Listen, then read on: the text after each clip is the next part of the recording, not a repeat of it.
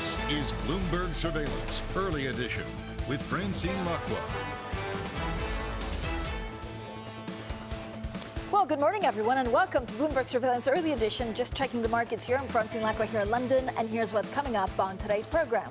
Crisis management. The UK Chancellor rips up Liz Truss's controversial economic plan as the PM apologizes for the chaos.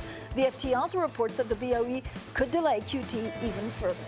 Feeling upbeat, stocks extend a rebound after solid bank earnings from the US and negative pressure on UK markets eased. Plus, sale on the cards while Credit Suisse considers selling its U.S. asset management business. Shares in the embattled Swiss lender open higher. Now, first thing is first, let's check in on the markets. And we did see quite a lot of these markets actually continuing to be buoyed. A lot of these stocks extending this rebound. This is as the UK efforts to foster greater stability in its volatile bond market seems for the moment to be working. I'm looking at European stocks overall. They're extending gains. S&P futures also gaining some 1.7%. We had encouraging figures from Bank of America. Also, the words that came out of the Chief Executive Officer, Brian Moynihan, pretty encouraging. The U.S. 10-year yield, 3.9798. We have a great read with Mohamed Arian saying that because of the lack of accountability of the Fed, we should look at the 4 errors that they made and look at its independence. Finally, this is a picture across the board when it comes to European maps. So European stocks are up. A couple of stories that we will be covering for you. Of course, the UK. Our Lizzie Burden is outside number 10, and then the CAC 40 gaining 1.2%. Huge days of strikes in France because of course, the energy crisis over the next couple of days.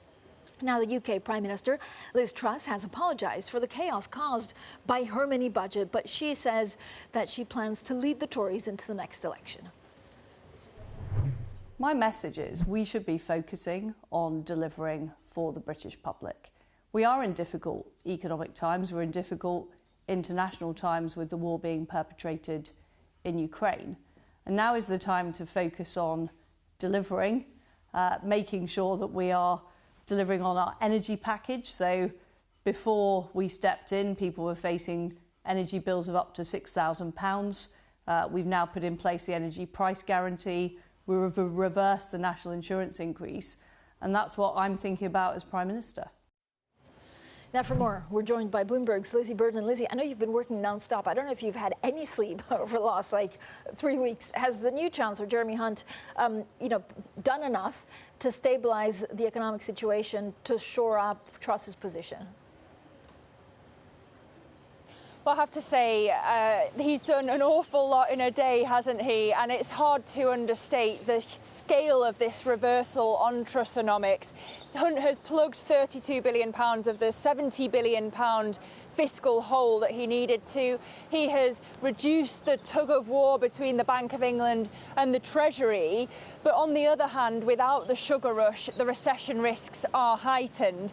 And even though Hunt has pretty much nuked Trussonomics, he's still got to pay the more on risk premium, as T.S. Lombard puts it. And that has a cost. Our economists say that borrowing is going to be £10 billion a year more expensive by 2025 because of the damage Truss has caused to the UK's economic credibility.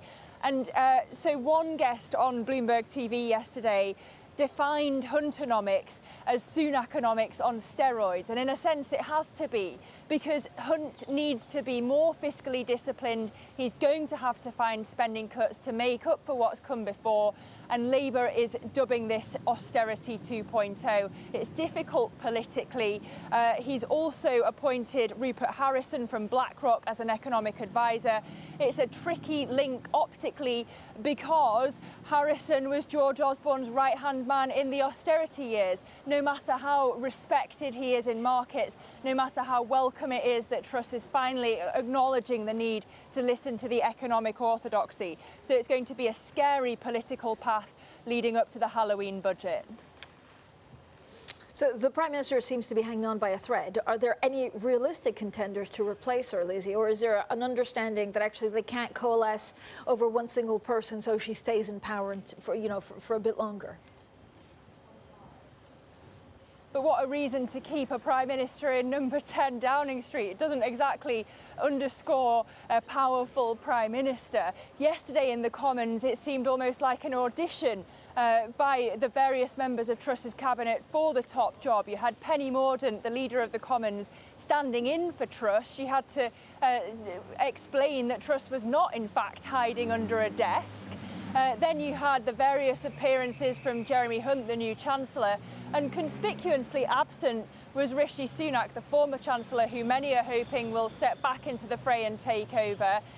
Really, it's not just a question of who would take over, but how they would take over without bringing about a general election, which none of the Tories want, given that the Labour Party now has a 25-year record poll lead over the Tories. But what I'm hearing in Westminster, an interesting argument to square the circle that Sunak could make, is that he was Johnson's Chancellor. Johnson was ousted more for conduct reasons than policy reasons, so perhaps Sunak could try to draw on Boris Johnson's 2019 landslide election victory mandate. Lizzie, thank you so much. Lizzie Burden there, of course, at Westminster for us. Now, we're also joined by Elise Bedouin, head of EMEA Equity Research at Citi. Elise, thank you so much for joining us. I mean, what a whirlwind we've had in the UK over the last 2 to 3 weeks. Is there anything that looks attractive? I was going to say, are you going back into some of the UK assets right now? Good morning, Francine. Well, I think, if we take a step back and what's happening in the UK, the market has taken a view, certainly, a relatively negative view. And the idea is, the question our economists were asking is, is essentially, are the UK disruption a template for something more severe globally? And I guess we've had a sense of relief yesterday with at least on the face of it, fiscal policy seeing more inadequation with monetary policy. In terms of what we're looking at from an equity markets perspective, we still expect, gains by the end of 2023, but meanwhile, some volatility. How we would look at equity specifically, of course, we remember that the UK market specifically is not a direct link to the UK economy. It's the UK stock exchange is obviously made up of a large number of multinationals, and it's the same for the European market. So what we favor at the moment, our key targets are, we have now will move to favor defensives over cyclicals. Remember, at the beginning of the year, we were really worried about real yields and the impact of their rise on equities. Really now, we're, if there's any issues with equities, we're really worried about downgrades to estimates and to EPS. And remember, we're in full Q3 results season. So we're really favoring defensives versus cyclicals, and we can go into sectors in a minute. So is there anything, Elise, first of all, and I don't know whether you do it, thematically or actually country by country, if interest rates rise very quickly like they have so far, but that gets accelerated, what are the parts of the markets that are over leveraged? And so what does that mean for your exposure to, equities that could have ripple effects or that could be invested in those? So second round effects. Yes, I mean, interest rate rising in general, we really look at the rise of real yields, and so we adjust interest rate rise for inflation. And that correlation has played out already, and there's less worry about that. You're right to point, obviously, issues around leverage, and, sector by sector, we're going to now, have to look at that, and the market is certainly starting to price that in.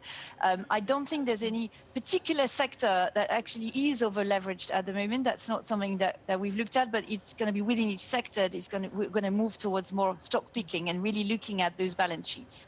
I think really, again, I would look back at defenses versus cyclicals, and we're really favoring, for example, right now, multinationals with a broad set of earnings that can fend off notably certain currency weaknesses and benefit from a strong dollar. So particularly in Europe, that's going to be luxury goods, for example, a very, very nice sector because it's got very strong growth still coming in, and it's a sector that has massively derated. We're going to favor, of course, the traditional defensive like healthcare and telco. Yeah. So, Elise, we're just getting a headline saying that the UK Prime Minister Truss's net favourability has slumped to -70. This is in a YouGov survey. This is pretty much the approval rating of the current Prime Minister Liz Truss. I know, Elise, it's difficult to quantify what that means for future economic policies or earnings across the road. But where do you see the pound headed? I know weakness in pound because of the overseas exposure to a lot of these companies, as you said, have just made it very attractive. Yes, so let's take a step back and pick the various elements. Political instability, markets have had to compose with that for a while now. Again, I think the UK is only another test for the many vulnerabilities we could see in the market, and it's been in focus. We've had a bit of relief with the announcement, but the flip side of these announcements is obviously there's considerably less economic support than last week for the UK. And just this morning, our UK Economist has downgraded his GDP forecast to 1.6% recession next year versus the original 0.5. So obviously there are implications. In terms of the pound and where we see it headed, at Citi we continue to forecast strong dollar. So obviously all our forecasts and all our picks are based on that. So again, in terms of stock picking, we would continue to favor as I say, large multinationals, and the UK market specifically, again, is composed of much of that. It's derated significantly. It's trading at 9 times. I think eventually, you can get good exposure there. Remember, there are some challenge sectors as well. We continue to believe that the retail sector, particularly in the UK, will be very challenged. We are way below consensus on the retail sector. Elise, thanks so much. Elise Badouader, head of EMEA equity research at Citi, stays with us. We'll talk a little bit more broadly also about the situation in France and Italy. Coming up, the Santander executive chair, Anna Botín, weighs in on the turmoil in the UK and why she's still confident about the UK. We'll bring you that exclusive interview next. And this is Bloomberg.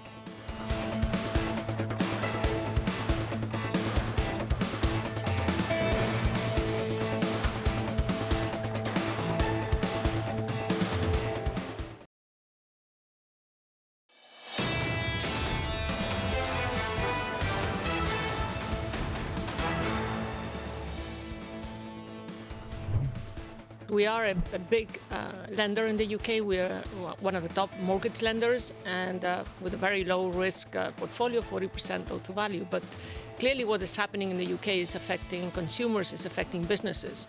But I'd say the world is living through a period of, I'd say, unprecedented economic stress added by, with the geopolitics and the national politics.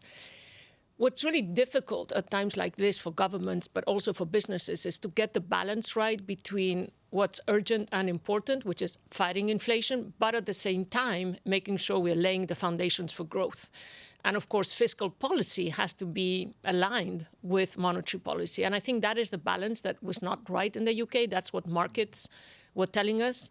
And at the end, it's about, and I'm very pleased by the steps that have been taken. I think it's important to give stability and confidence as much as we can, not just to markets, but to consumers and businesses. We're a big investor in the UK. I have high confidence in the strong institutions of the country. It's a very attractive place to do business, attracts talent from all over the world. So I think, the steps taken are in the right direction. Well, that was the Banco Santander executive chair, Anna Botín, speaking exclusively to Bloomberg about the turmoil in the UK. Now we're back with Elise Badouader, head of EMEA equity research at Citi. Elise, we talked extensively about the UK. You were giving me some of your sector calls, what you like and don't like. How do you break it down country by country in the rest of Europe? So in the rest of Europe, I think, again, obviously in France, you've got a nice cluster of luxury goods companies. And, we continue to expect strong growth there. We think that has derated. And that's probably a nice place to invest going forward, even for US investors where, that growth might, offset some of the FX strengths there. We continue to expect strengths in healthcare and in telco, where we have stable earnings. That are a very good hedge against the GDP downgrades that we might see. Obviously, we are into earnings season, and we may see some bottom-up. We may get some bottom-up information. Investors in Europe have been, overwhelmed with macro news, with obviously political turmoil And meanwhile, we have that bottom-up information that will come up in the next few weeks. We believe, we'll still see weakness probably in chems, in some of the industrial names, not all of them, and then in utilities. So, Elise, I don't know whether, I'm sure you're looking at the strikes in France, and I don't know whether that changes economic policy and then further down the road could actually change your view, for example, on French equities. So I think it's very important to not ignore certainly those disruptions. Essentially, when we look back in the last 3 years, we've seen massive shocks to our supply chains. The global financial crisis was a credit crisis essentially, but this time around, all the troubles that we've seen and the vulnerabilities have come from supply chain shocks effectively. So the disruption that you highlight in France could bring some supply chain shocks again. France has been spared when you look at our GDP forecast at Citi. We have some countries dipping into recession, but France actually is somewhat spared versus Germany, Italy, and the UK. Clearly, we'll be watching developments, and the resurgence of, say, the Gilets jaunes or any form of disruption is something that we should watch. Elise, is there anything out there in what you see for earnings that could make you change your view about what you've just beautifully laid out? I think, there's some positive scenarios as well. I mean, obviously, our global economists have put out a piece recently where we looked at a number of scenarios. Our best case is for essentially a couple of world economies dipping into recession, but not all at the same time, so not synchronized recession. I mean, we have a bear case where we all go synchronized recession, and we have a bull case, actually, where, things could ease out. I think what could make ourselves change, and obviously any change in the war in Ukraine, because that's the investability of the European sector from abroad, and fund flows have pretty much halted, and that would be a big change. So we're obviously watching geopolitical development with great interest. I would say that's the biggest change, and then any indication of when inflation may or may not peak. From a bottom-up perspective, I would highlight the level of inventories and stocks. For example, our industrials analysts have recently very much highlighted the greater stocks and the length of stocks for industrials, which is actually helping producing good Q3. Elise, thank you so much, as always, for joining us. Elise Badois, head of EMEA Equity Research at Citi. Now, we'll have plenty more, of course, on the markets. We also have the Bloomberg Equality Summit today here underway at European headquarters in London, virtually as well. The summit will convene business leaders, policymakers, and innovators and task them with creating a blueprint for a future based on equitable prosperity. Well, some of the speakers include Luke Ellis, Man Group Chief Executive, Anne Richards, who I think is on stage right now from Fidelity International, where she's Chief Executive, Julia Hoggett, LSE Chief Executive, and Matt Hammerstein, Barclays UK Chief Executive. For more information, just type LIVE GO on your Bloomberg terminal. This is Bloomberg.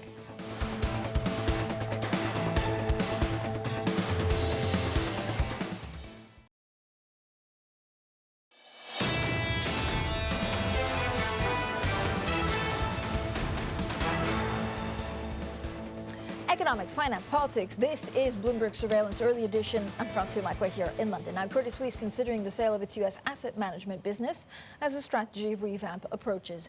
Meanwhile, Middle East sovereign wealth funds are said to be weighing whether to put money into the Swiss lenders' investment bank. Let's get more from Bloomberg's Tom Metcalf. Tom, first of all, I mean, how bad is the situation at Credit Suisse? I know there's huge people, big rainmakers actually leaving the bank, but we're not really talking about solvency, are we? No, it's not that extreme, but I think you can see how sort of all-encompassing this is just by the steady flow of news we're seeing. Obviously, we've got this big strategy revamp announcement coming on October 27th, so late next week.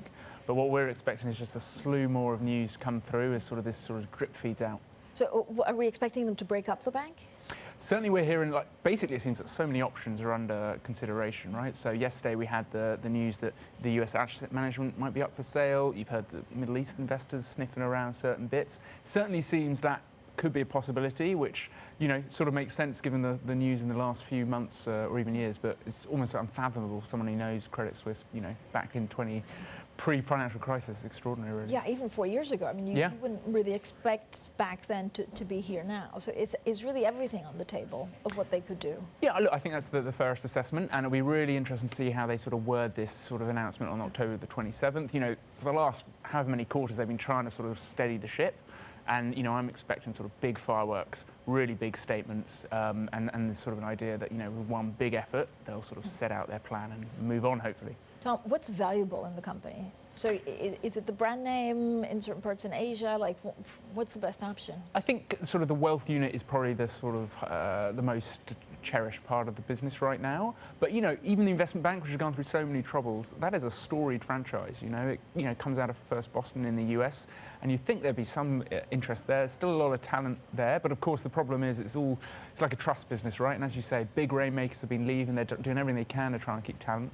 And then yesterday we hear that Christine Messner, the head of the bank, is off as well. Tom, thank you so much. Bloomberg's Tom Metcalf. Coming up, Biden downplays recession risks. We'll talk, of course, about the economy and the risk of inflation going up. This is Bloomberg.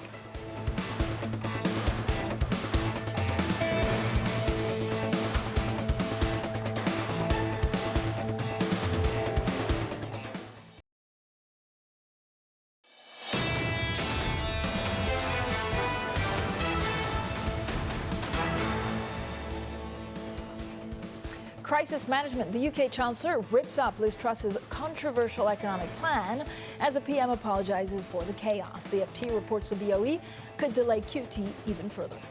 Feeling upbeat, stocks extend a rebound after solid bank earnings from the US and negative pressure on UK markets eased. Plus, sell on the cards while Credit Suisse considers selling its US asset management business. Shares in the embattled Swiss lender open higher. Well, good morning, everyone, and welcome to Bloomberg Surveillance Early Edition. I'm Francine Lacqua here in London. Now, Bank of America reported record net interest income of $13.8 billion in the third quarter as it reaped the benefits of rising interest rates. The chief executive, Brian Moynihan, told us consumers are still spending, and he's seeing few signs of weakness or stress in the U.S. economy. Are the consumers spending? Are they doing things that drives the U.S. economy, as you well know? And so the spending for the third quarter was 10% higher than it was last year's third quarter. The spending for the first couple weeks in October is 10% higher than it was last October for the first 2 weeks.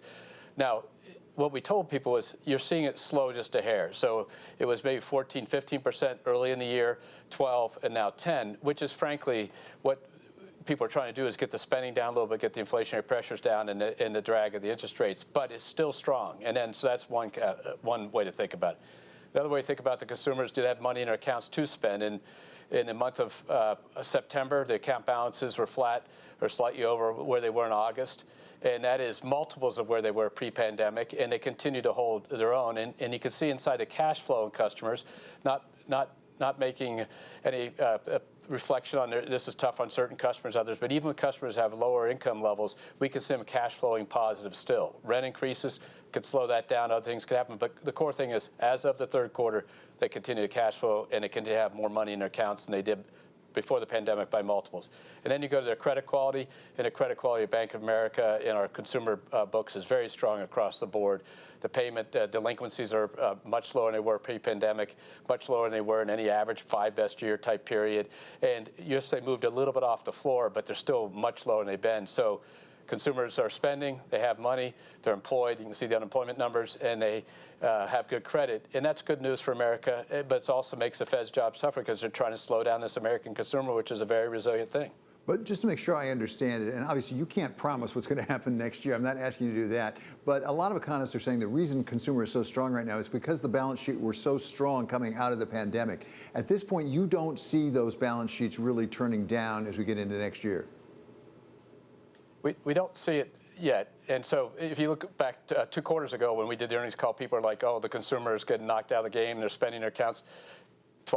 6 months later, the money's still there. So I think people are over-anticipating the future. we, as our projections, Canada Balance Plot, and the team in our research group, which is one of the best in the world, has the third quarter positive, the fourth quarter negative, the first quarter negative, the second quarter of 23 negative, and the third quarter of 23 negative, albeit at like a 1 to 1.5% GDP annualized growth rate, negative growth rate. So we are predicting a shallow economy. That's our core assumptions. And embedded in that, if you look at how we set our reserves, we have the assumption that we're going to have 5.5% unemployment. I'm not sure it's going to happen, especially this quarter. We have it at 5%, but that's the conservatives when we build our balance sheet from an operating basis. But if you look at the consumers, there's not the signs that we see in our numbers or other people's numbers, quite frankly. It says they're slowing down yet or they're in stress yet. And that will have to be part of what happens in order for there to be a deep recession, because if the consumers have money in this big consumer-driven economy, that's what keeps America strong.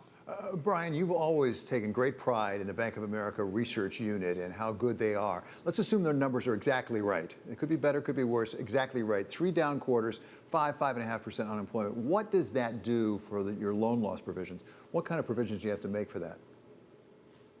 Well, inherently, we're always discounting the future because the way the CECL rules work, so-called, you look out for the life of loans. So you build reserves, and we built $400 million or so this quarter, which is building that scenario, which is 60% to the base case, which is the average of blue chip economist, and 40% to an adverse case.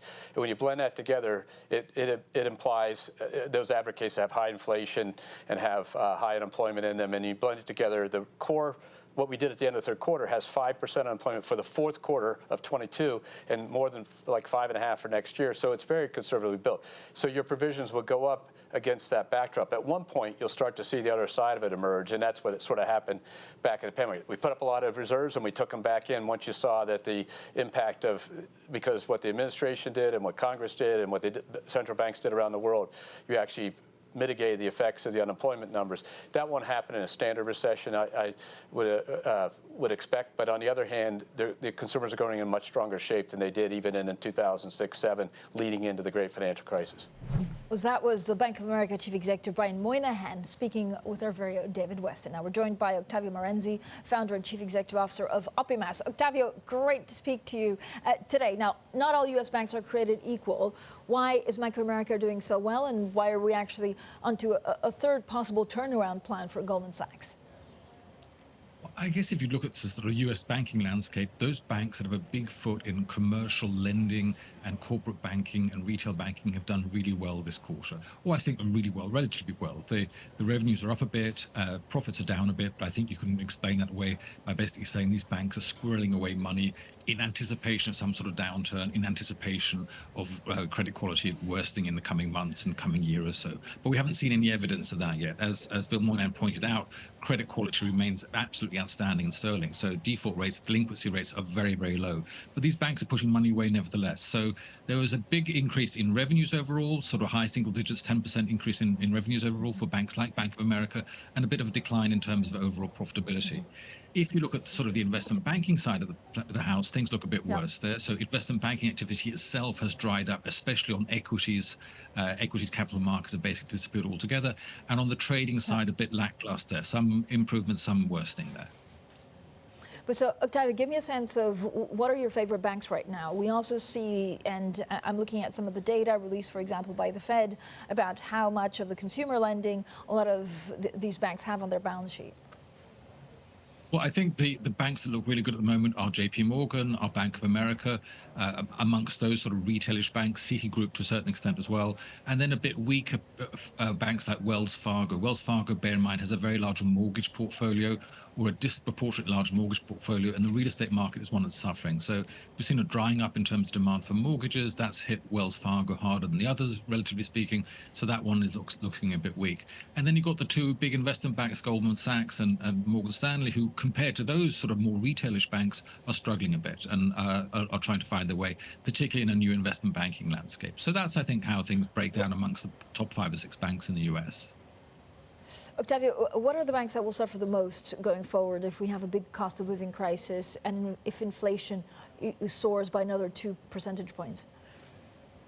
Well, I think these big the big sort of commercial banks, the big money center banks, have benefited enormously from a big increase in their net interest margin. So they are getting more on their loans than the money they're lending out, and they're not paying more yet for the deposits. So if you look at the balance sheets and income statements for these banks, their depositors are still willing to accept very, very low interest rates and basically nothing on their checkings accounts and savings accounts.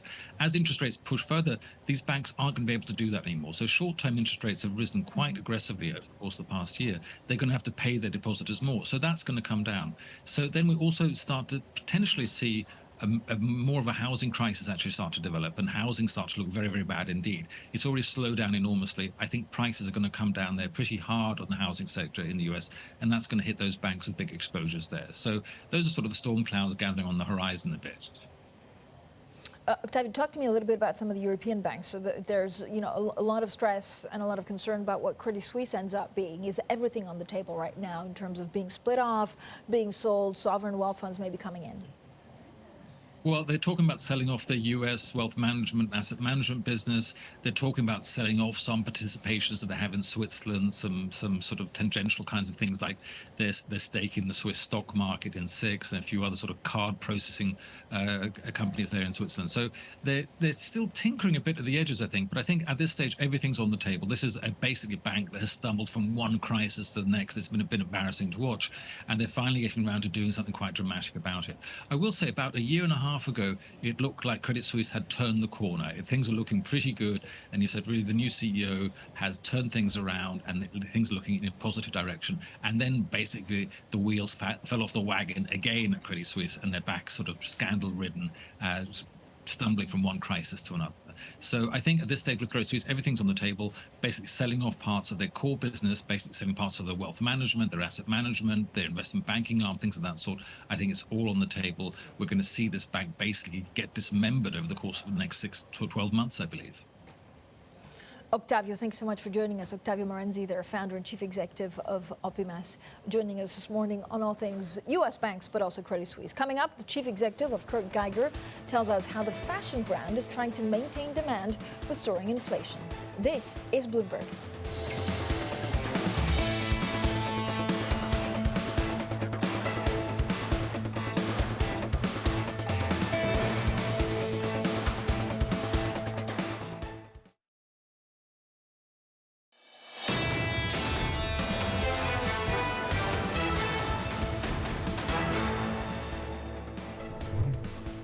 I think the key problem here is that disinflation is caused principally by supply side considerations, by supply forces.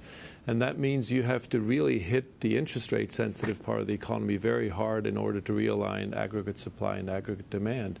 So the cost is going to be much higher than you would typically see in a normal business cycle. And that's going to be the challenge. And until the market knows how the Fed's going to deal with this trade-off, or how central banks generally are going to deal with it, I think the market remains on guard and remains unsettled. And what's been priced in from what you're seeing from asset classes right now, the prices we're seeing right now, because we have the likes of Mark Mobius saying that, you know what, rates could go as high as 9%.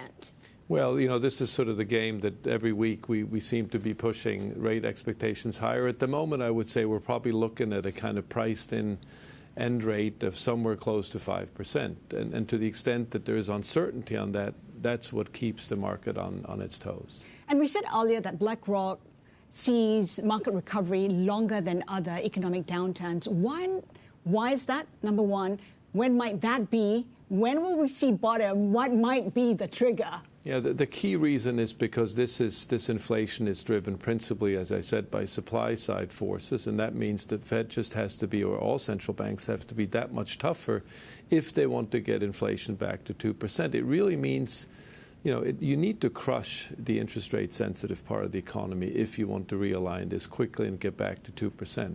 And I think this is where the debate is. Is it worth the price of doing that to get inflation back to 2%? Or do you at some point have to say the cost is too high and you have to tolerate some inflation while you let the supply side heal?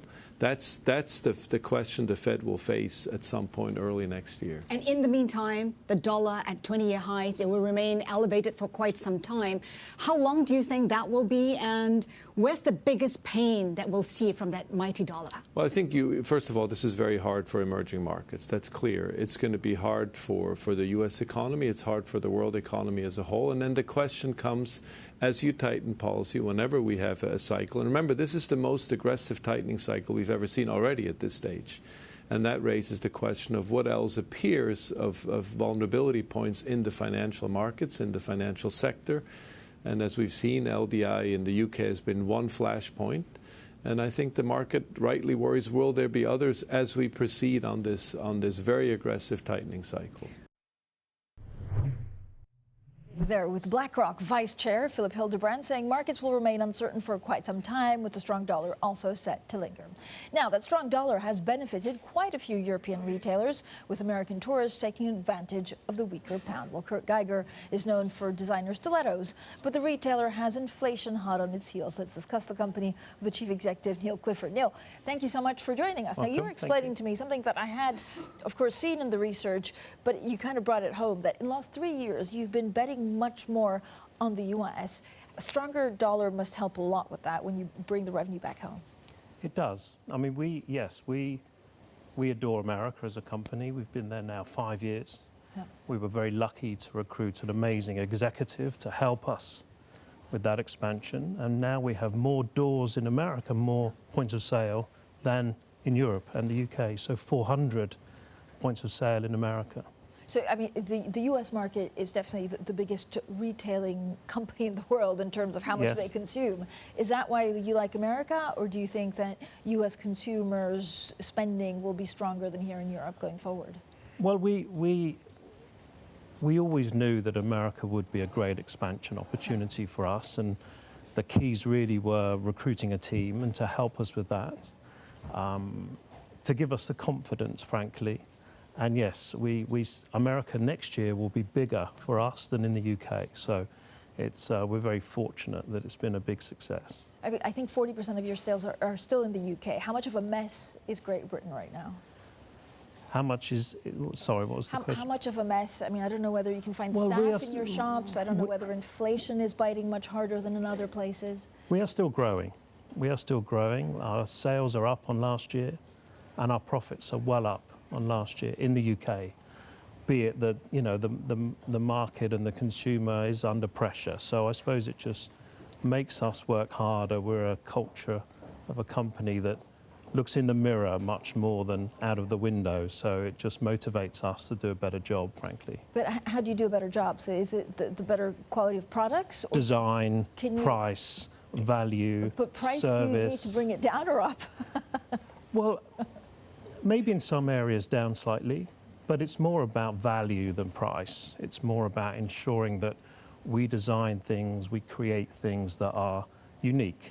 I know that sounds a little obvious, but yeah, that's our job, really. No retailer has the right to survive or succeed or fail. It's up to us to be motivated to do a better job every day. But yes, the US for sure is a place where I'm there maybe 1 week every 6 now. I'm there next week, for example, looking for store locations. So we're very positive about that part of our business. Yeah. So, Neil, how much do you worry if you look at the next 4 to 5 years? So you're not high end, you're not high street, you're kind of in that middle. Is that the income, though, that's going to be squeezed the most? Well, we like that white space, actually. We think that we offer extreme value for our creativity of our product. Our brand is a very joyous brand. It's full of colour. It's quite unique, we believe. So there's always room for a shoe and a handbag as long as it's wonderful. Actually, in America, our business is almost 80% handbags. So we're not a shoe business now at all, frankly. That's where we came from. I joined in '96, so I've been here, many years. The sales were a tenth of the size. The profits were non-existent. Next year will be 50 million in EBITDA. So the company's changed a lot in 20 years. Neil, is that also because of COVID, so that people dress less in stilettos and more in athleisure and wear more trainers, that you're basically selling more handbags? Well, for example, our biggest category now is handbags of the business, and then boots, and then sneakers, be it the heels are treble of last year. So people are going out more, of course. Through COVID, it was very difficult. The UK had a difficult time in COVID. So, yes, So, Neil, as we talk about inflation and we talk about also concerns about supply chains, you know, so some of the things need to be produced more quickly. It takes a long time to ship them. Like, out of your, you know, the operational things that you have to deal with, what's your biggest concern? I suppose looking after our factories, looking after our supply chain. And we were helping our suppliers, paying earlier than we needed to do, just to ensure we had the right supply, we delivered on time. So yes, I suppose it's looking after our relationships with our factories. That would be probably the number one point. And our distribution, you know, our 4 partners we have in America. Neil, thank you so much for joining us. Neil Clifford there, the Chief Executive of Kurt Geiger. Now, coming up, you've just heard The View from British High Street. We'll keep you up to date with the turmoil at the top of the British government. That's coming up shortly, and this is Bloomberg.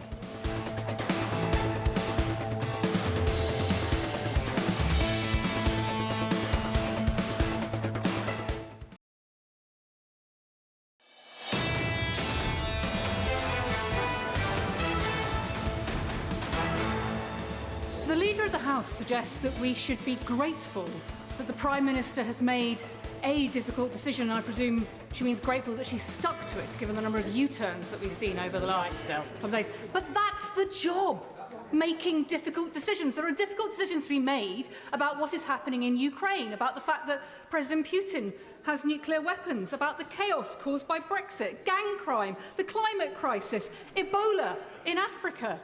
And all we know right now is, unless she tells us otherwise, that the Prime Minister is cowering under her desk and asking for it all to go away. Isn't it about time she did and let somebody else who can make decisions in the British national interest get in charge instead? Yeah. Well, the Prime Minister is not under a desk, as the Honourable Lady. I can assure the House.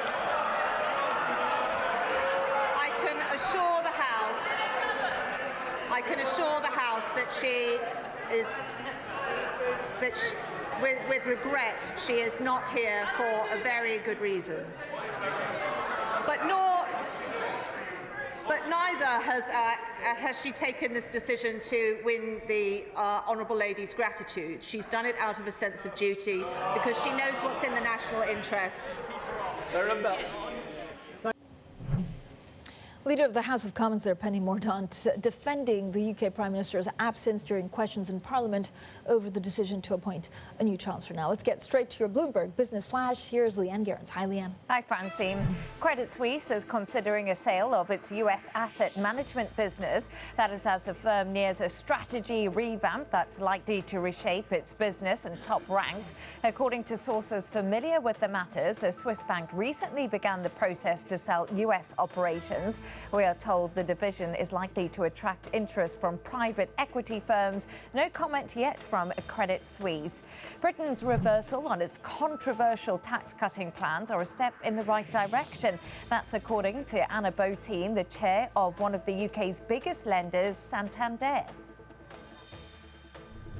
We're a big investor in the UK. I have high confidence in the strong institutions of the country. It's a very attractive place to do business, attracts talent from all over the world. So I think, the steps taken are in the right direction. And that's your Bloomberg Business Flash, Francine. Leanne, thank you so much. Well, Bloomberg Surveillance Early Edition continues in the next hour. Matt Miller, Kailey Leinz in New York, and Edwards here in London. And this is Bloomberg.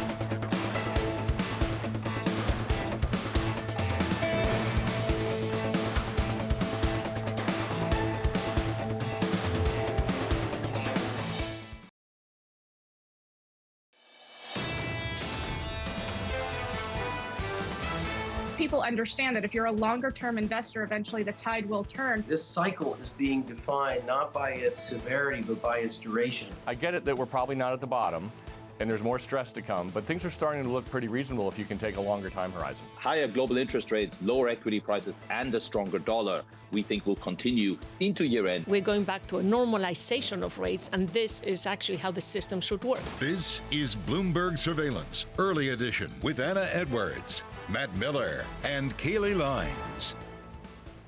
It's 10 a.m. in London, 5 a.m. in New York, and 5 p.m. in Hong Kong. Our top stories today. Wall Street's most vocal bull trims risk. Stocks extend a rebound, though. JP Morgan's Marko Kilanovic grows cautious, but Bank of America says its fund manager survey screams capitulation. Crisis management. Liz Truss apologizes for the chaos caused by her mini budget, but suggests she won't step down. And to sell or not to sell, Credit Suisse is considering a sale of its U.S. asset management business and may get interest from private equity firms. Meanwhile, Goldman is set to report results today ahead of its own reorganization. Welcome to Bloomberg Surveillance Early Edition. I'm Anna Edwards in London with Matt Miller in New York. Kailey Leinz is off today. And Matt, fascinating rebound in markets yesterday and today. The Bank of America Fund Manager Survey now says it finds full screaming capitulation. We seem to be trading like that in the short term, whether it lasts, though. Yeah, I mean, I think they also say that a lot of the morsels they found in this survey mean the market is ripe for a bear market rally. So not that we've necessarily found a bottom completely, because there's still policy capitulation to come, according to Michael Hartnett. But there are reasons to think that the market could continue to rally in the short term. We have had gains across Asia. Most of this is due to really the UK getting its house in order. That's helped U.S. stocks yesterday and Asian stocks overnight. And I think markets seem to have shrugged off the fact that China delayed some GDP data. So overlooking that for now, the Asia Pacific is up 1.25%. The Hang Seng is up 1.8%. And then in Australia, I just noticed not only a big rally in stocks, but also in bonds, and that pushes the 10-year yield down under to 3.919. Take a look at what's going on in U.S. equities, index futures, I should say, after the big rally that we had yesterday, and we closed up very positive, more than 2% on the S&P. Now we're up 1% on futures this morning, and you have investors selling debt, the yield floating up over 4%, and I think you can now go up above 4% all along the curve, even out to 40 years. NYMEX crude coming down 76 cents a barrel to 84.77. So that's another tailwind there for equities today. And Bitcoin continues to stay at this range, basically unchanged, no volatility in the cryptocurrency at 19,512. What do you see in Europe? Yeah, well, what we see in Europe then, Matt, is a continuation of this strength we saw on Wall Street yesterday, 3% higher on the Nasdaq. Well, now we're higher here in Europe again, because we were higher yesterday also. So some strength coming through. The DAX up by 1.1%. We've just got an interesting data point to add into the mix. German October ZEW investor expectations. So this is around just what investors are feeling about the future. Minus 59.2. The estimate was for a more negative reading than that, of minus 66. So at the margin, perhaps that also a positive sign that things not looking as bad from an investor expectation perspective. Just highlighting some of the strength coming through, 1.4% higher on the FTSE MIB in Italy. And Telecom Italia, part of that story. There's been talk in the newspapers over in Italy about whether a bid might come through from private equity, for example, and that has pushed that particular share price around, although, as you can see, from its size, it doesn't take much to push that around these days. Let's have a look at some UK assets in the middle here then. We've got 30-year yields at 4.44%, and things looking a little bit calmer. We are seeing selling of UK long-end debt today, but the movement isn't very large. The selling isn't extensive, and the movement in yields is not very large. And in fact, it's in good company. We're seeing those yields going up more in Germany, in Italy, and other parts of Europe. So it isn't a UK-specific story today. Here's the pound, 112.98. It was up in the early part of the trading day because we had a report in other media in the UK, the FT reporting that they thought that QT was going to be delayed. The Bank of England has just put out a statement, though, to say that that reporting is not accurate, and actually there is nothing to see here, essentially. My words, not theirs. 113.12 is where we trade, though, on the pound, and the pound now down by 0.4%. Let's stick with UK themes, though, Matt. The UK Prime Minister Liz Truss apologised for the chaos caused by her mini-budget, but said she plans to lead the Tories into the next election. She spoke on BBC yesterday. Now, I recognise we have made mistakes. I'm sorry for those mistakes, but I've fixed the mistakes. I've appointed a new Chancellor. We have restored economic stability and fiscal discipline. And what I now want to do is go on and deliver for the public. We were elected on the 2019 manifesto. I'm determined to deliver on that. UK Prime Minister speaking there, saying she's fixed the mistakes. Of course, some in the market point to the risk premium attached to UK assets still and continue to ask those questions. We're joined now by Bloomberg's Lizzie Burden, who's with us from Westminster. So, Lizzie, has the new Chancellor, Jeremy Hunt, done enough to stabilise the economic situation, to shore up the Prime Minister's position? Well, he does seem to have reassured many in her party. It's hard to understate the scale of this reversal from Jeremy Hunt yesterday. He's managed to plug £32 billion of the £70 billion gap in the fiscal in the finances.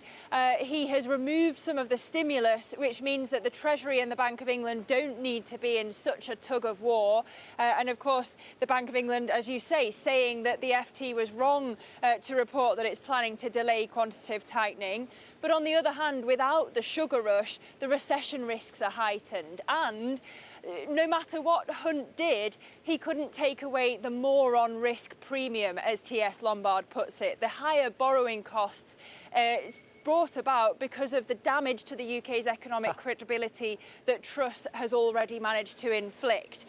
So one guest on Bloomberg TV yesterday defined Huntonomics as Sunakonomics on steroids. He's going to have to be more fiscally disciplined, introduce spending cuts, but it's difficult politically because Labour has already dubbed it austerity 2.0. A moron risk premium. I just want to be sure that I heard you correctly. That was the phrase, a moron risk premium. The Prime Minister seems to be hanging by a thread here. Clearly, I think there's one live stream that's looking to see if she can outlast a head of cabbage. Are there any realistic contenders to replace her, though? Matt, I believe it's a lettuce, and that lettuce was moved under a desk yesterday because Penny Mordaunt had to confirm that Liz Truss was not, in fact, hiding under a desk yesterday when she was absent from the Commons and Mordaunt was sent into bat instead of Truss in response to an urgent question from the Leader of the Opposition. Yesterday, it seemed like Truss's cabinet was auditioning for the top job. You had Mordaunt, then you had Jeremy Hunt's various outings throughout the day. We didn't see Rishi Sunak. He's been conspicuously absent for the past few weeks, perhaps trying not to get that backstabber tag that he had last time during Boris Johnson's downfall. But whoever MPs would unite behind to anoint as leader, they would face the challenge of a diluted mandate, the need to go to the public for a general election, and no Tory wants that. Now the Labour Party has a 25-year record poll lead, so it's not a place that most in the party want to go. All right, Lizzie, thanks very much. Bloomberg's Lizzie Burden there reporting on the current state of the UK in terms of economics and politics. Let's get back to markets. JP Morgan and Goldman Sachs offer words of caution to investors. Goldman prefers Chinese stocks over their U.S. peers. The bank says investors should sell S&P 500 calls and fund with those proceeds the purchase of the same options on the Hang Seng. Bloomberg Markets editor Valerie Teitel joins us for more. Valerie? Thanks, Matt. And again, on that Goldman note, not only are they bearish on U.S. stocks, but they're willing to sell S&P upside to fund China H-share calls. As we know, China stocks have been a dismal performer this year. Since COVID, they're down nearly 50%. That aligns with the S&P's move of nearly 14% since the start of COVID. But look, it's not just Goldman trimming their bullish equity views. You also have the famed bull over at JP Morgan, Kolanovich, trimming his allocation into equities. But I'll leave you two with this. In the Bank of America Fund Manager Survey, it showed a 6.2 allocation into cash. That is a 20-year high, Anna and Matt. That's a huge number. Also, nearly 50% of the respondents said they're underweight equities. Now, you could argue that this means we're ripe for a risk asset bounce. I think the question now is that into the end of this year, or are we looking at the first half of 2023? Yeah, they talk about the latter, don't they? We'll see whether this turns out to be sustained, this bounce we're seeing now then, Valerie, or a bear market hug then. Bloomberg's Valerie Teitel, thank you very much. And you can see Valerie's charts and all of the terminal analysis via GTV Go on the Bloomberg terminal. Matt?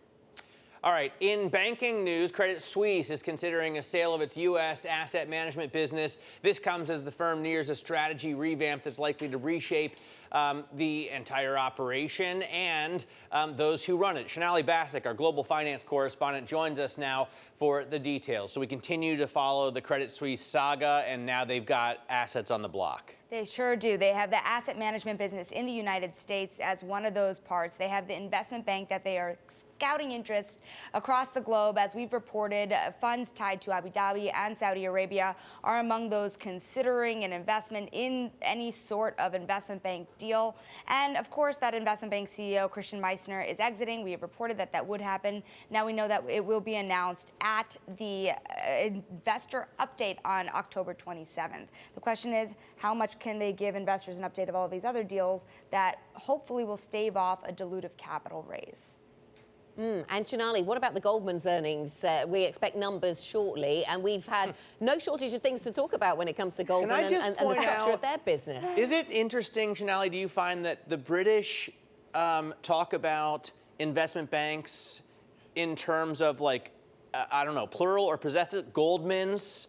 Morgans. I was wondering where you were going to go with this. Anyways, speaking of reorganizations, in addition to Goldman's earnings, where I've got to say the expectations are quite low, Anna. The expectation is a return on equity of 10%. That would be less than what Morgan Stanley had printed. And in addition to that, it's that big reorganization that has been reported throughout yesterday that investors will want clarity to. Is this merely a reorganization? Is it a realigning of deputies? Or is it a full-scale change in the way that Goldman sees some of their more moonshot projects that they have been working on the last several years? Of course, they've been punching above their weight when it comes to their core businesses, markets and advisory, investment banking. But what of the consumer bank and what of the wealth manager, as the whole market is really looking at wealth management to really be the ballast to a lot of these businesses that are facing a lot of pressure? Okay, whatever we call it, the focus on the numbers and the restructuring. Sonali, thanks so much. Bloomberg Sonali Basak. And we'll have more on the bank earnings story, of course, later this hour. Timothy Morgan joins us, KBW US financials specialist. Great to get his perspective. Also coming up on the programme, Simon French, chief economist at Panmure Gordon. It seems that we are seeing markets rethink quantitative tightening and tighter policy, and that's having an impact on UK assets this morning. So we'll come back to that theme. Plus the rise and fall of the COVID billionaires. From Zoom to Moderna, some pandemic fortunes are beginning to crumble as fast as they soared. Read more of today's big take story online or on the Bloomberg terminal. This is Bloomberg.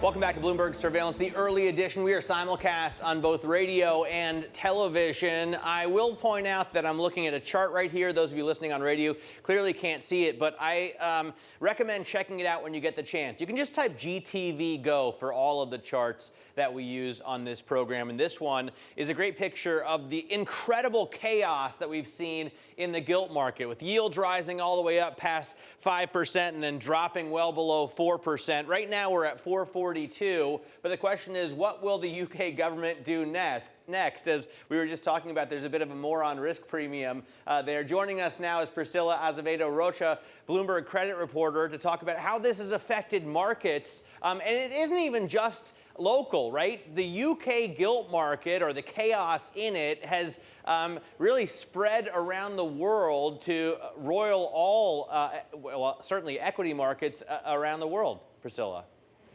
Yeah, that's right, Matt. We've seen like some moments of stability coming through this week, and after the new chancellor announced the reversal of the government's fiscal policies, sentiment was improving, but the bigger backdrop still remained very, very much negative. And now, with the news that the Bank of England will not pursue with the quantitative tightening, we'll need to see how markets will react to that, and we're in for more volatility. Okay, yes, and we've seen markets reacting a little. We saw a bit of reaction in bond markets, didn't we? But now I should say yields, yes, they're rising across the UK curve, but not even as much as Spanish, Italian and French yields. So they're sort of in good company, more in lockstep with the rest of Europe today, which makes a change. But we have seen the FTSE 250 raising its gains as a result of those BOE comments. On another more stock-specific or company-specific front, what's the credit angle on Credit Suisse at the moment, Priscilla? Because that seems to be something that we're following very closely. Yeah, that's right. So we're all watching the CDS for Credit Suisse to see how this is going to react because, of course, stocks have fallen. They're continuing to fall. There's still a lot of uncertainty in the air on who's going to bid for the bank and what are the next steps. We're still, of course, a few weeks from the official announcement, but we're watching what are going to be the next steps and what are the main bond holders and the credit holders of the bank reacting to this. In terms of Europe, how much volatility do you see there from what we see in the UK? I mean, interestingly enough, it doesn't seem like the ECB or European policymakers have made as many missteps. Yes, that's right. There's some volatility in Europe, but things seem to be more contained when compared to the UK. People, of course, they're watching Italy, they're watching other bond markets to see how they're going to react to the news now coming from the UK. But there is fear of contagion, especially in governments like Italy, Spain, France.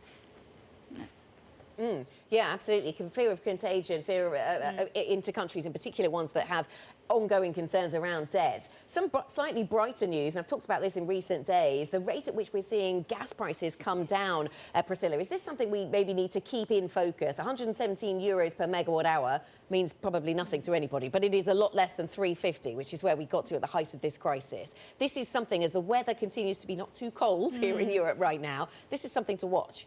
Yes, this is absolutely something to watch because governments now, they have been focusing on storage, on gas storage ahead of winter, on raising money to source gas. There's a lot of news this morning from Enel in the market looking to raise a credit facility for energy. ENBW is also looking at private debt markets. There's a lot of concern on how they're going to fund and how they're going to raise money throughout winter. With gas prices a little bit lower, this of course, gives them some room to breathe. OK, Priscilla, thank you very much. Thanks for joining us. Bloomberg's Priscilla Azevedo-Rocha with the latest on the markets. You can get further market analysis. Check out MLIV Go on your Bloomberg terminal. This is Bloomberg.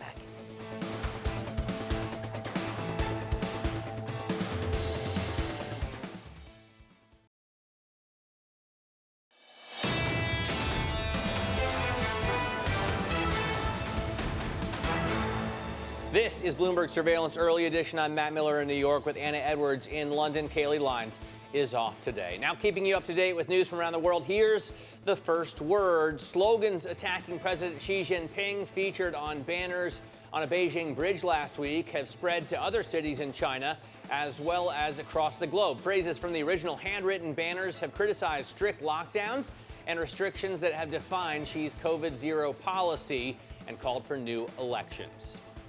German Chancellor Olaf Scholz has ordered an extension of the lives of the country's 3 remaining nuclear plants until April 2023. The decision is meant to end a standoff between 2 coalition partners. The Greens are opposed to nuclear power, but the Free Democrats argue Germany should use all the generation capacity available to tackle the energy crisis.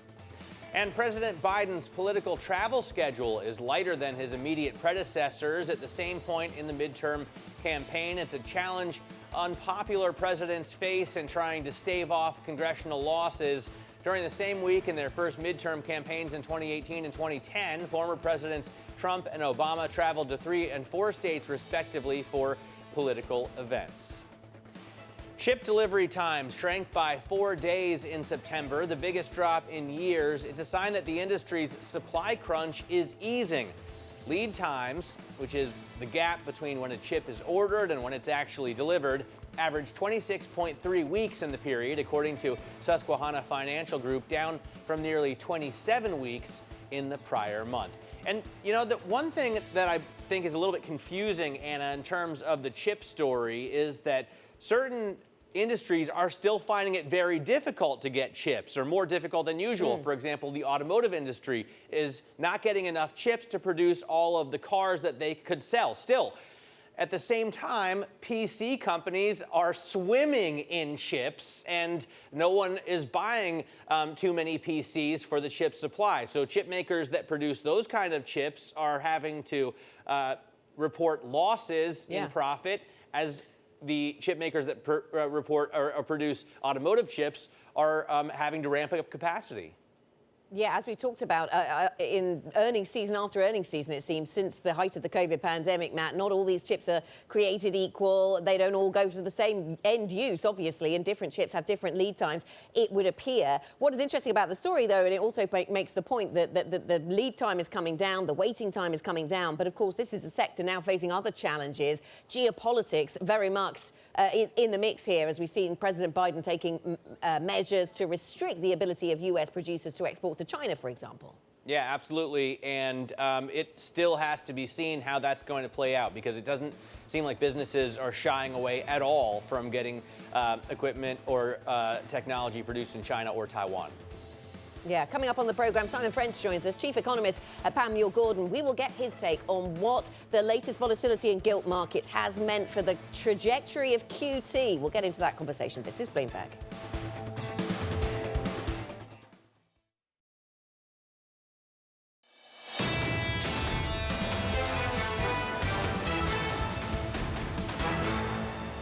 This is Bloomberg Surveillance Early Edition. Here's what you need to know.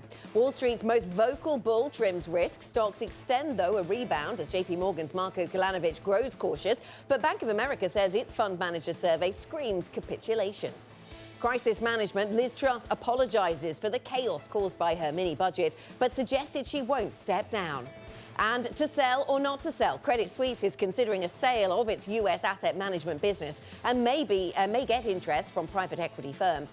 Meanwhile, Goldman is set to report results today ahead of its own reorganization. I'm Anna Edwards in London with Matt Miller in New York. Kailey Leinz is off today, and we seem to see some real exuberance, maybe a temporary bear market rally, who knows, Matt, in stocks, but something has got markets excited yesterday and today, a bit of a turnaround from the negativity of Friday. But maybe some of that exuberance just waning in the wake of some of those lines from the Bank of England half an hour ago. Yeah, although it's not irrational. It doesn't seem irrational, right? If you look at the Bank of America survey, screaming capitulation, 6.3% cash. That's the most that investors have held since April of 2001, actually. So as Valerie pointed out, it's been 20 years since we've seen those kind of cash levels. The S&P 500, S&P futures, I should say, the E-mini contract right now up more than 1% after the S&P 500. The cash trade closed yesterday over 2% gain. Investors are feeling comfortable enough to sell off debt. The 10-year yield is up over 4% right now, 4.0231%, and I double-checked.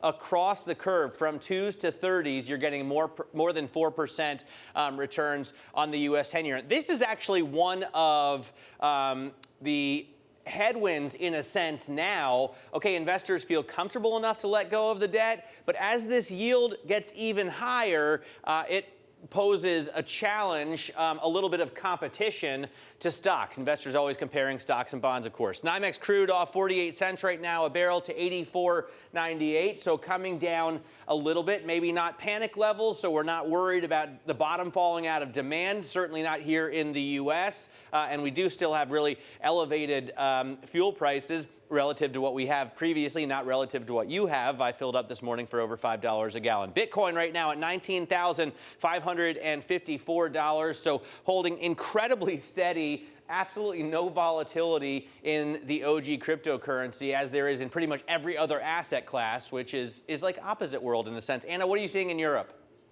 Yeah, it is certainly not what maybe we'd expected, not what we saw at the beginning of the tightening cycle from the Fed either. Let's have a look at what we've got in Europe then, Matt. I've got a deep dive into UK assets, but here, starting with the pan-European picture, up by 0.4% on the stocks 600. Have we seen then capitulation, as you've referenced, that Bank of America investor survey? Interesting. We'll talk about that in a moment. Here's what we've got on the UK front, though, and interesting to see that earlier on today, we saw a rally in the pound. It's currently at 113.41 and a little bit weaker. We saw a rally in the pound on that FT report that suggested that the Bank of England might be about to delay some of its quantitative tightening. We heard from them yesterday they were going to be selling corporate debt, but what were they going to do with the government gilts that they'd planned to sell? There was this report that suggested they'd delay that. The Bank of England has come out and said that report is not accurate, and so the pound has lost a bit of ground, 113.11, as I say. Interesting that the UK 30-year yield has sort of fallen in with the mix of European government debt markets today, and that's no bad thing, and that's more than could be said for the past couple of weeks, so that's interesting. 4.45 is the yield on the 30-year right now, and the FTSE 250, I put this in because we did see a real strength to the FTSE 250, but as we got that comment from the Bank of England that no, QT is not going to be delayed, that there wasn't accuracy in that report, that then we saw the FTSE 250 coming off those recent highs, so it was up by more than 1% earlier on today, and it lost some ground as a result of that report, Matt. Yeah, it looks like there could be a little bit of a contrarian indicator there because the Bank of England is sticking to its plans, or at least that's what it says, and that's what it did last week as well. The UK's reversal on tax cutting plans probably helping them to do that. Positive for investment as well, as you can see really from the rally in stocks around the world after that kicked off over the weekend. Also, according to Banco Santander Executive Chair Anna Botín, she spoke exclusively with Bloomberg's David Weston. We're a big investor in the UK. I have high confidence in the strong institutions of the country. It's a very attractive place to do business, attracts talent from all over the world. So I think, the steps taken are in the right direction. Let's get over to Simon French right now, chief economist at Panmure Gordon. Simon, what do you think of the U-turn that we've seen and how much more needs to be done in the UK? Well, I'd agree with Anna Botín that there is a positive sentiment around in the last 24, 48 hours as a result of this U-turn from the government. I mean, a lot of investors will be perhaps looking on at the UK, particularly international investors, and going, OK, so tax cuts have been reversed. How is it a more attractive environment for business investment? But the reality is the business investment it craves a stable macroeconomic framework. I'm afraid, and against the environment of 4 chancellors in 4 months, it was quite difficult to argue that the UK, for all the strength of its institutions, has a stable macroeconomic framework. There have been signs in the last 48 hours that that journey back towards credibility and stability have begun, but it's going to be a long road. A long road. Credibility quickly lost and takes a long time to rebuild is the way that, many describe it to us. As the markets have flexed their muscles around this then, Simon, what kind of broader messages do we take away about the ability of governments to stimulate with fiscal policy when times get tough, if they do, in forthcoming recessions? I think the lesson we take away from this is that you have to prime the market in terms of what your plans are. I think that was a failing of the UK government over the course of the summer. But you also need to read the macroeconomic room. And if we look at the macroeconomic mix that the government is trying to pursue, loose fiscal, tight monetary policy, you could very well argue that global events, I would argue that global events, the war in Ukraine and the impact in energy markets leading to significant fiscal bailouts, plus the tightening led by the Federal Reserve having to lean into a demand surge in the United States, was doing that fiscal pivot anyway. That's what I mean by reading the room. Experienced economists in the UK have said all summer to the government, this pivot is taking place anyway. It's a very noble argument for a different macro mix to the one we've seen in the last decade or so.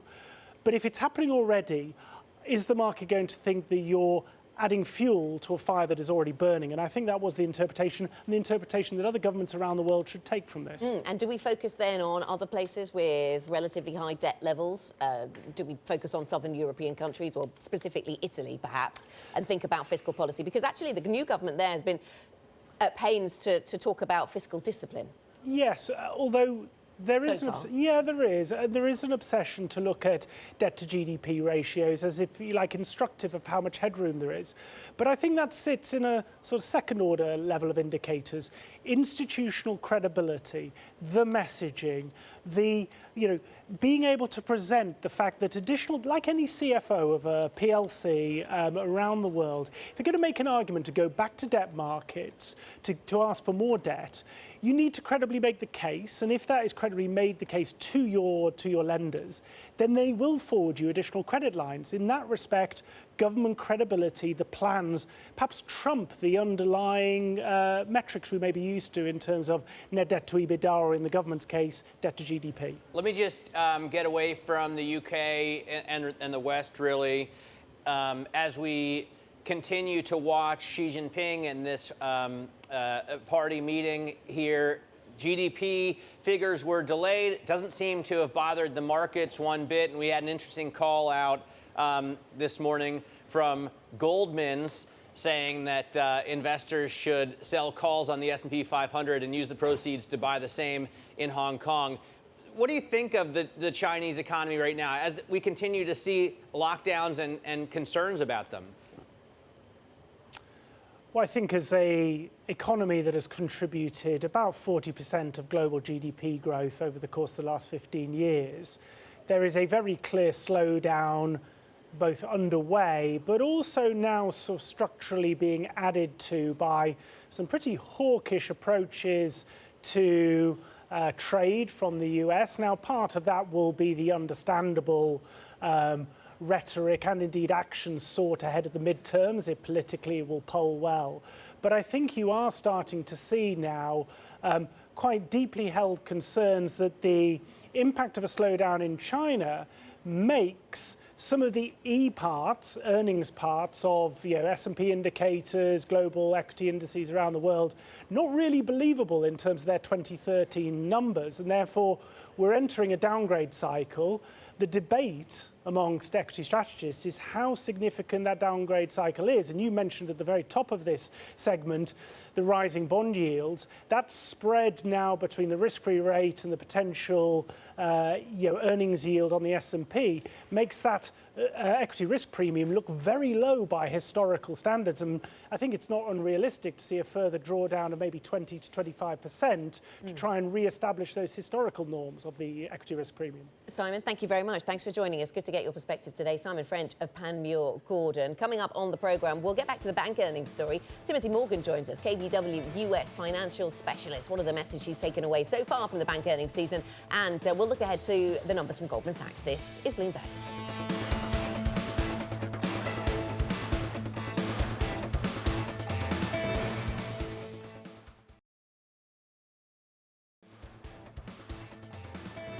This is Bloomberg Surveillance Early Edition. You're looking live at the Principal Room. Coming up later today, an interview with the Johnson & Johnson CFO, Joseph Walk. That's at 10 a.m. in New York, 3 p.m. in London. This is Bloomberg.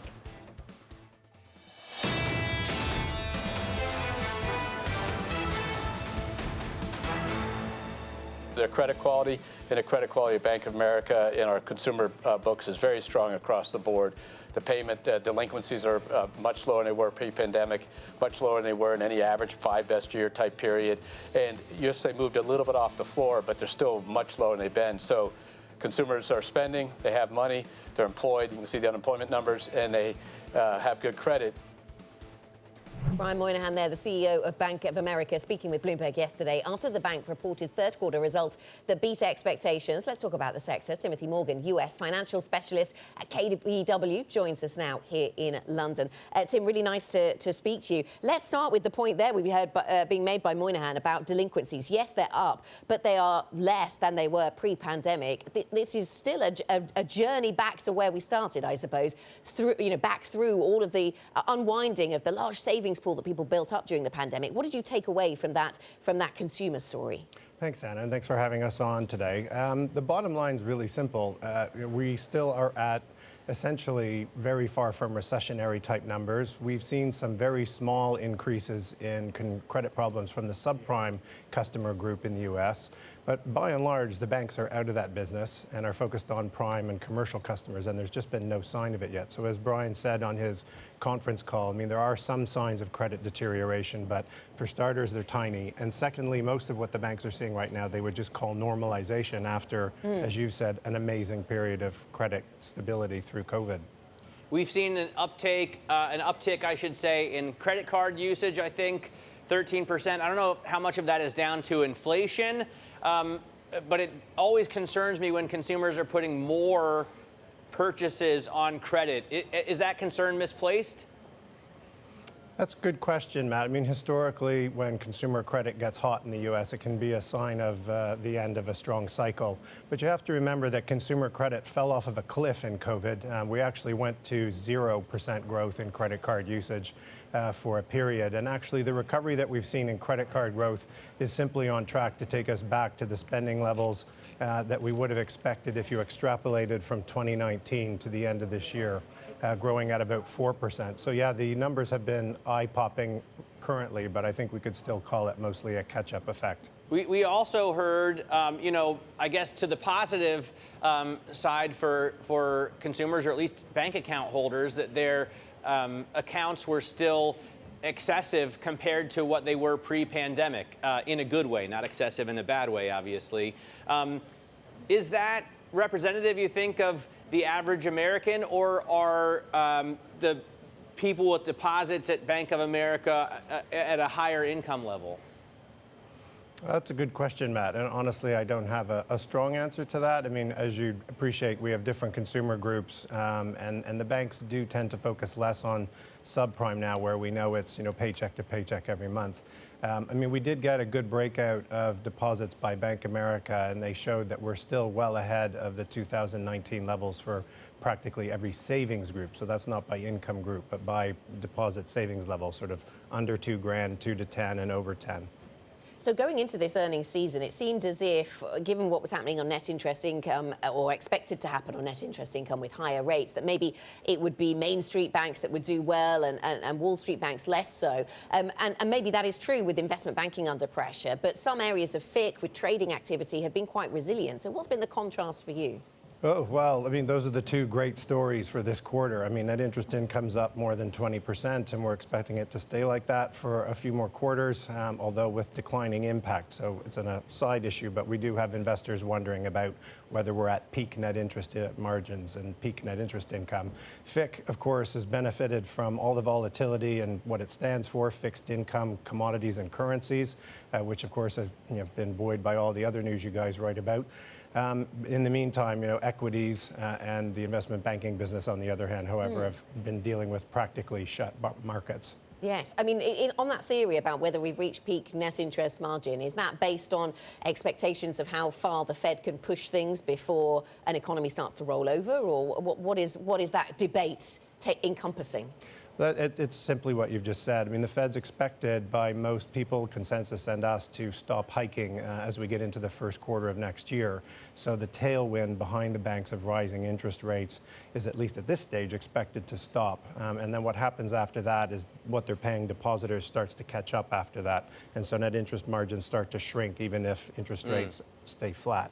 OK, thanks so much, Tim. Really good to speak to you. Tim Morgan of KBW joining us there to talk about the banking sector. In focus, also entertainment. Coming up, Netflix reports third quarter results after the bell today. We will preview what to expect there. This is Bloomberg.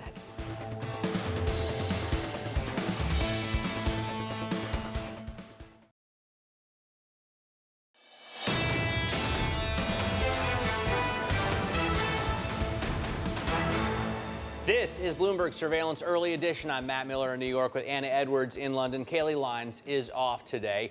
Let's get a look at what's ahead, what's coming up for the rest of the week. The European Union will release the details of a new energy intervention package today as the bloc looks to tackle an unprecedented crunch. Maria Tadeo is going to be all over that. Expected eco data includes U.S. industrial production on this side of the pond, and Minneapolis Fed President Neil Kashkari is also due to speak. There's a host of earnings to sift through. Goldman Sachs is out in just about an hour and 40 minutes. Johnson & Johnson is coming out, J&J, and Netflix as well among the companies slated to report.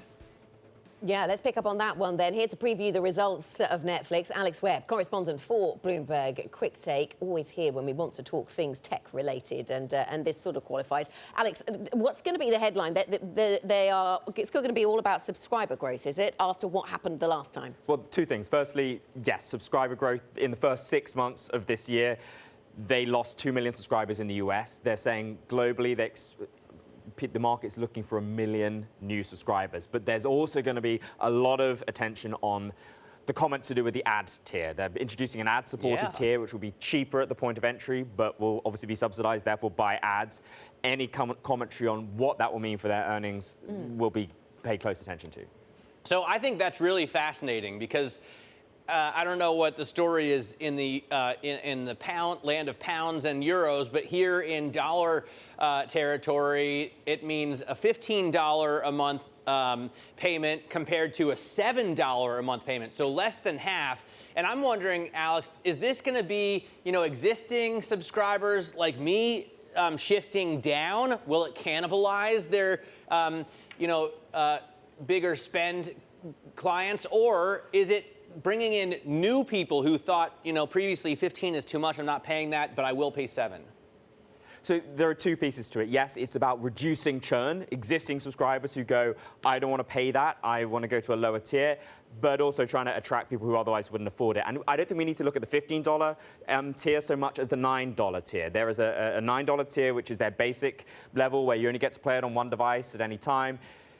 The thing is, they could actually quite quickly end up making more money from those subscribers than they could from the $9 they currently do. Because if it's $7 and they're able to do the same as what Hulu does, which is $6.50 in ad revenue per month per subscriber, you're very quickly at $13.50, which is more than their basic level tier is right now. It also means they can tell investors there's a lot more upside. If we look at, say, Facebook, which has consistently managed to grow average revenue per user, because ultimately, as long as you've got people's attention, it's easier to attract advertisers. So it helps reinvigorate the growth story, perhaps both in terms of subscriber numbers and the revenue you get from each subscriber. Okay, and whether it costs $15 or $7 or $9, depending on how many households are sort of jumping on that same password, it has an impact, doesn't it, on their subscribers? So what are we going to hear about cracking down on password sharing? Because this has been an issue. Yeah, so it's something they've been trialling in, I think, Latin America, trying to ensure that people don't share their passwords as readily as they have done in the past. Anything they're able to say on how effective that has been and actually how they're going to model this sort of thing. I think the suspicion is that it'll be, for example, if you go on holiday and you're using something from a different IP address for, say, 2 weeks, that's kind of fine. But anything after that, then they start to ask questions and crack down. And they have the technology to sort of track whether people are using it on, quote-unquote, too many devices or in too many locations. Yeah, I mean, you have an IP address, which clearly should let you do that. One does, some people use a VPN from their... If, say, you're in the UK, they might try to use a VPN to watch Netflix in the US to get access to different things. Be interesting to see the implications for some of that. Frankly, I think that a lot of it is playing around the edges. The more significant thing is very much the ad-supported tier. Yeah, OK. Alex, thanks so much. Alex Webb joining us there from Bloomberg. Quick take. I'm sure all of these things closely going to be watched by Matt Miller as we head towards those Netflix numbers due after trading today. Yeah, no, very much looking forward to it as we get really into the heart of earnings season. We had kicked off last week with the big banks, and everything looks like it's going so well. Yesterday, certainly Bank of America didn't hurt the outlook. So Goldman Sachs is going to be huge into today's earnings, but Netflix as well. I mean, these big FANG stocks, these big tech stocks really have been leading, at least yesterday led the rally. So we'll see if they can continue to pull us higher today. And I thought your question to Tim was really interesting around just how representative is the messaging we're getting from these banks of the average consumer in the United States, because we're certainly not hearing that the consumer is in a terrible place and they're very ready, gearing up for a recession. That's certainly not the vibe we've got from the bank earnings story. No, it sounds like the consumer is in a great place, at least when you listen to Moynihan. Their credit is good, their accounts are elevated, and they're using more credit. But on the other hand, you have people upgrading Walmart and Target because the consumer is supposed to be switching down. Yeah, OK. Lots more to come then. That's it for Early Edition. Surveillance continues. Tom, John and Lisa will be back with you. They'll be hearing from, amongst others, Kit Jukes at SocGen. This is Bloomberg.